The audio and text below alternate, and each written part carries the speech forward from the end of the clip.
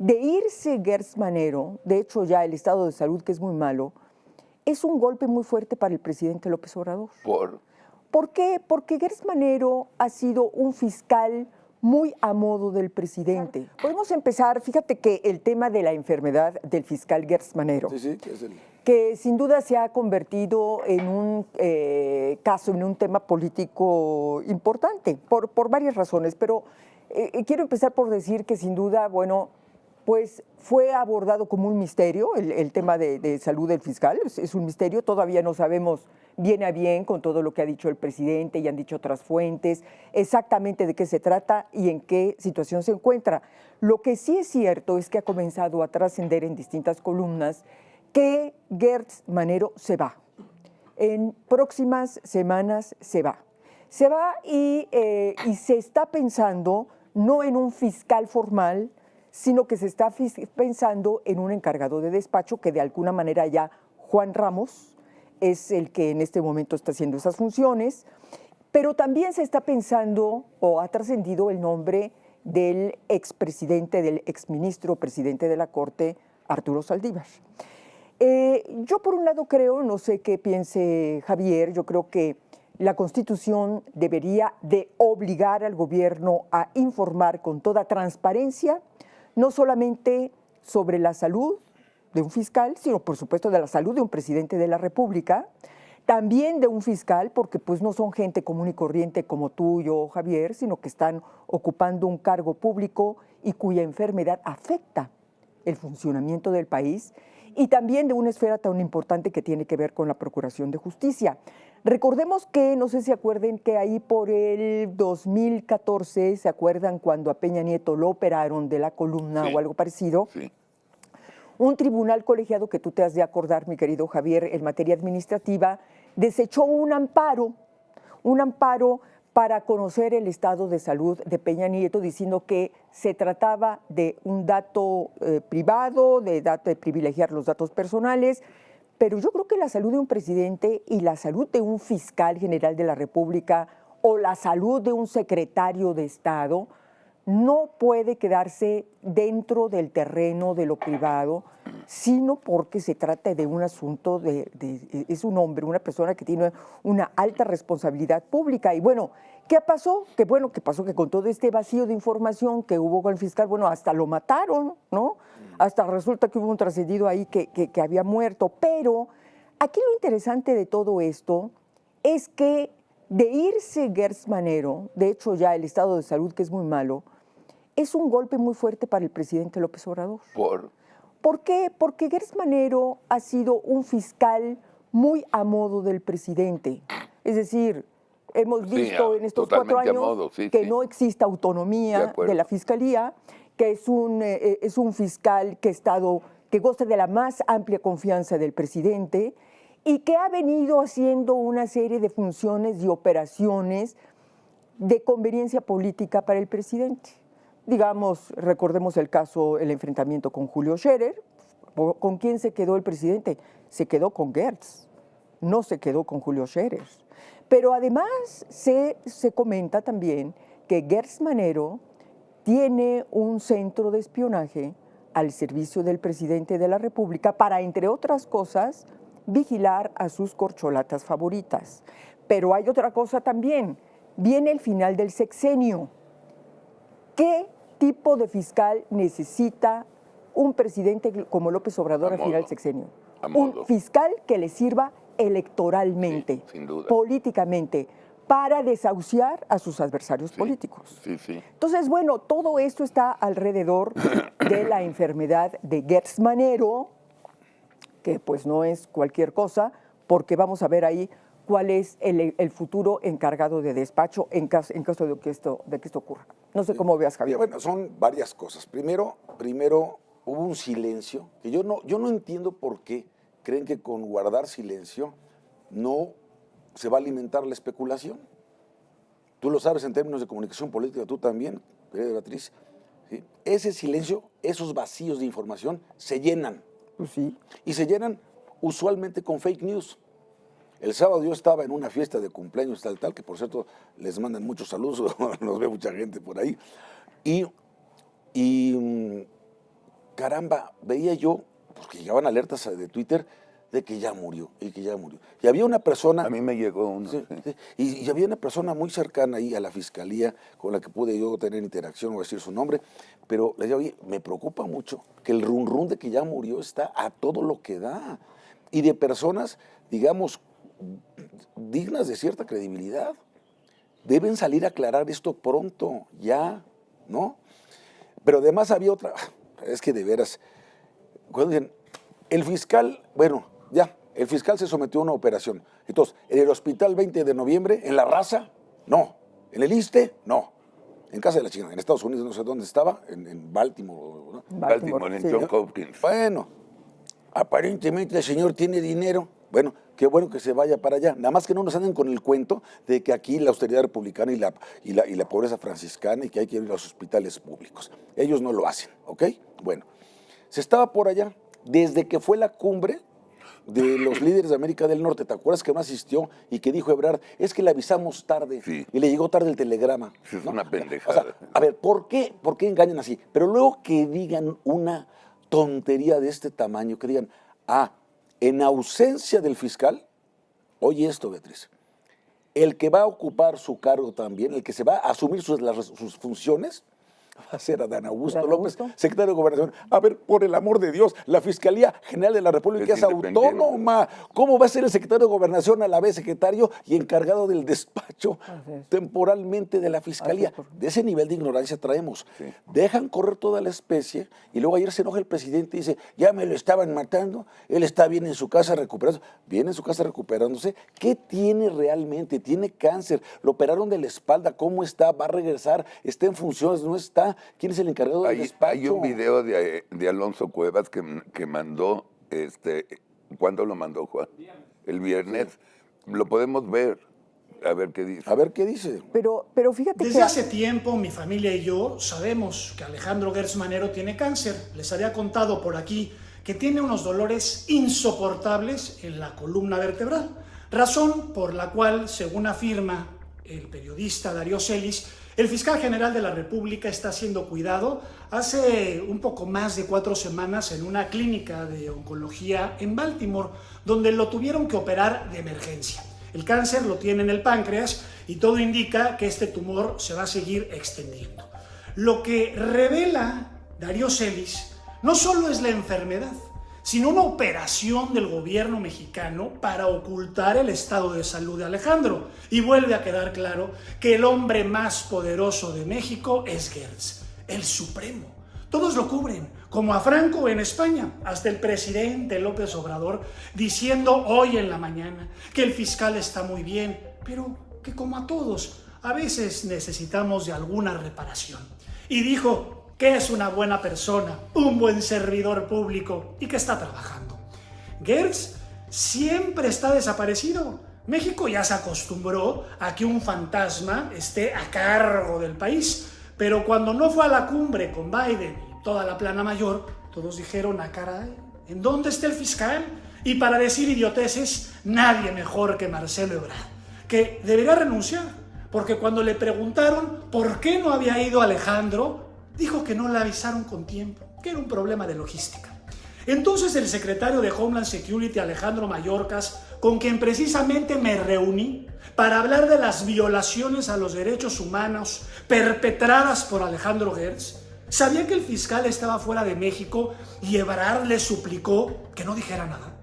El país no merece un nazi postrado en una cama. México debe contar con un fiscal joven, sano, autónomo y democrático. Es indispensable hacer público el expediente médico de Gertz Manero. ¿Y por qué no se ha implementado un mecanismo de sustitución temporal si está enfermo? Y para los que piensan que a mí me alegra el posible desahucio de Alejandro Gertz, se equivocan. Yo lo que quiero es que viva y que pague los crímenes que ha cometido en contra de México y de mi familia. Es lo mismo que dijo Jorge Triana. Bueno, es un poco todo lo que estábamos diciendo, ¿no?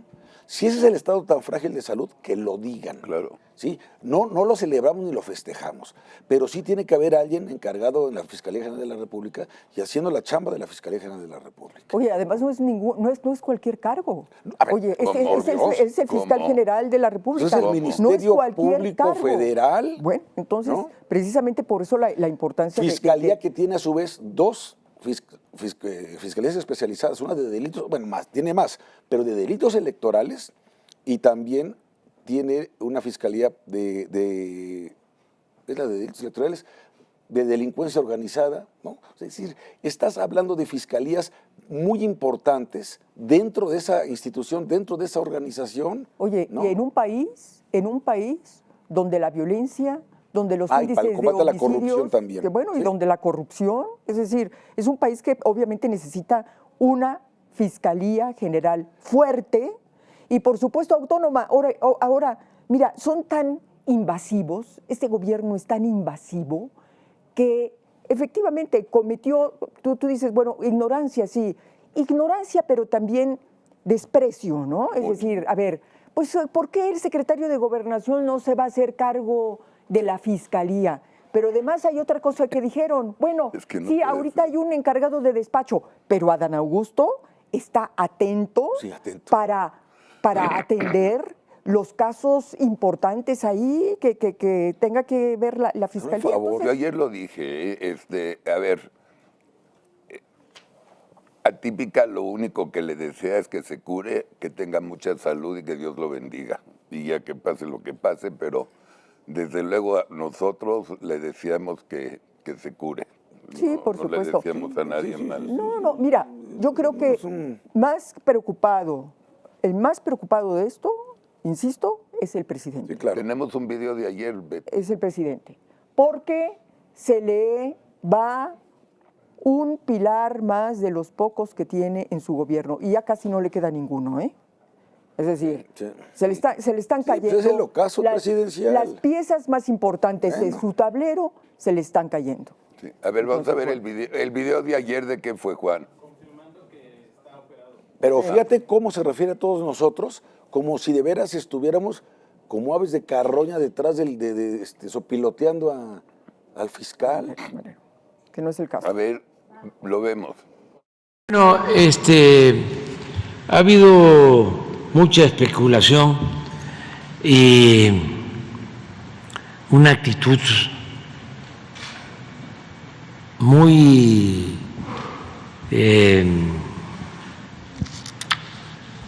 no quiero usar la palabra, quiero suavizarla.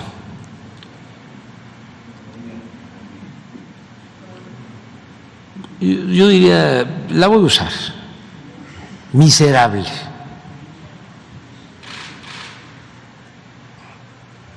En torno a este asunto, porque vi un video, un mensaje, creo que en Twitter, y hay muchos deseándole la muerte. Entonces, ¿qué es lo que yo puedo informarles? Pues que él se hizo una intervención quirúrgica, lo intervinieron quirúrgicamente en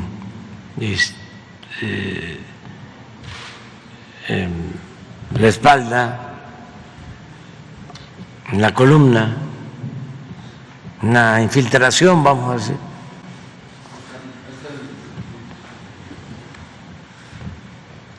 Aquí está.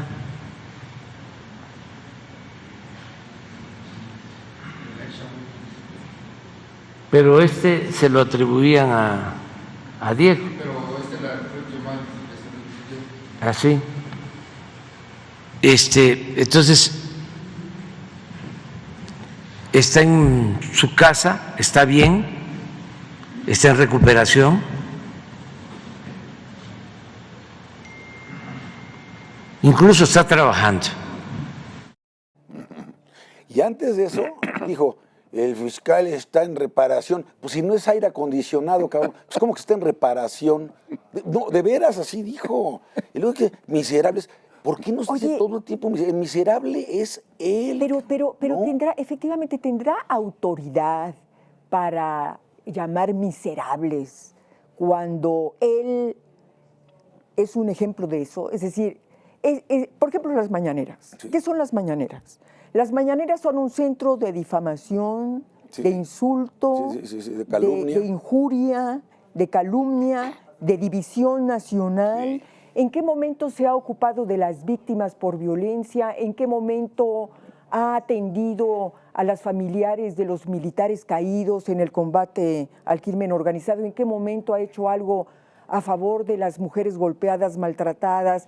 ¿Qué hizo en el caso? ¿Cuál fue su conducta simplemente durante la pandemia? Los soldados. ¿Quién es los soldados Sí, caídos? los soldados que caídos. ¿Quién es el miserable? Bueno, ¿Quién es el miserable? Es exactamente, yo por eso no me canso de decirle lo que es, además de ignorante, incompetente, es un perfecto indolente. Sí. Indolente. No le duele el dolor ajeno y el dolor evitable. Tú te fijas, todas las noticias trágicas que tuvimos el fin de semana, hoy mismo dan cuenta de que 7 mataron en una fiesta en Chimalhuacán. Sí. ¿Estaba en una fiesta? Bueno, Yo vi eso, tienes razón. bueno, de ese dato. eso fue, Sí. bueno, ese fue uno. 2, lo que pasó en Veracruz, matan a 2 niños en Veracruz en un ataque a balazos, 2 niños, una mujer y 3 hombres que viajaban en una camioneta. Ve nomás cómo la dejaron, cabrón, Sí, ¿no? sí. Bueno, después mataron a un coronel del ejército en Michoacán. ¿Y ¿sí? cuándo ha atendido esos casos? Oye, ¿y viste el caso De la de las mujer. personas, de las mujeres en Zacatecas que fueron encontradas después, que habían desaparecido desde el 23 de diciembre con el video de una de ellas en Zacatecas, ahí por Fresnillo? Carajo, los acaban de encontrar. Esto es verdaderamente, están haciendo de México un panteón. ¿Y dónde está la Guardia Nacional? Atendiendo el En el metro. metro. ¿Y qué está pasando en el metro? Otra vez, eventos atípicos como el de ayer, de la línea 7, donde se intoxicaron 30 personas, ¿no? Es decir, es un desastre en toda la línea. ¿Cómo no vamos a criticar eso que está pasando? Que el ya vivir, el transportarte en la ciudad, que el salir a trabajar ya sea una actividad de alto riesgo, y como bien dices tú, y las mujeres y los feminicidios y los homicidios, ¿a poco se preocupa por eso el presidente? Un presidente miserable es aquel que se dedica a destruir las instituciones. Sí. Y lo pongo sobre todo por 2 temas que ahorita de los cuales vamos a hablar, que es el tema de la ministra Yasmín y el caso de la UNAM. Sí. La forma como ha tratado el presidente a la UNAM y cómo Sí, ha tratado claro. al rector. Y otro ejemplo del que también vamos a hablar, los golpes, las críticas a la ministra presidenta Piña. Ah, sí, ¿no? claro. ¿Qué tal? Bueno, que se los da. Entonces, bueno. Y agrégame, te suplico, el caso de nuestro amigo Ciro Gómez Leiva. Bueno, el Perfecto. caso de Ciro. Por Ahora, favor. antes de todo eso, es importante que comentemos, que rematemos el tema de qué puede pasar y qué puede no pasar en la Corte. Porque además, también, estos son muy creativos. No saben ni cómo es el procedimiento, ¿no? No saben ni cómo es el procedimiento para que se pueda hacer un nombramiento en caso de la falta absoluta del fiscal. ¿Quién propone y cómo se hace todo este tema? Empezó a circular, no sé si vieron el domingo, un documento, parecía muy bien, en papel membretado, firmado por Andrés Manuel López Obrador, dirigido a Pablo Gómez, el titular de la Unidad de Inteligencia Financiera, con 13 nombres, diciendo, como igual se va a cargar el payaso Alejandro Gertz, entonces ahí te van estos nombres para que me digas si están limpios o no. Ponían en primerísimo lugar a Arturo Saldívar. Por favor. Pero parece que es fake, ¿eh? No, fue fake. Fue fake, sí. Fue fake y muy mal Sí, hecho. muy mal. Porque además no saben ni siquiera cómo inicia el proceso Sí. para que puedas, para cuando se va a nombrar al fiscal. Aunque sea encargado de despacho, Javier. No. A ver. A ver, ahí te va. Esto es bien importante. A ver. Un ministro de la Corte no puede ser fiscal. Tener un cargo. No puede ser fiscal, ni puede tener ningún cargo en la Necesita federación. 2 ni nada. años. 2 años. Tiene que esperar 2 Aunque años. sea encargado de despacho, pregunta. Aunque sea encargado de despacho. Mira lo que dice la propia Constitución. Porque lo que dicen es que están buscando este resquicio a la ley para nombrar a Arturo Saldívar. Pero a ver. Sí.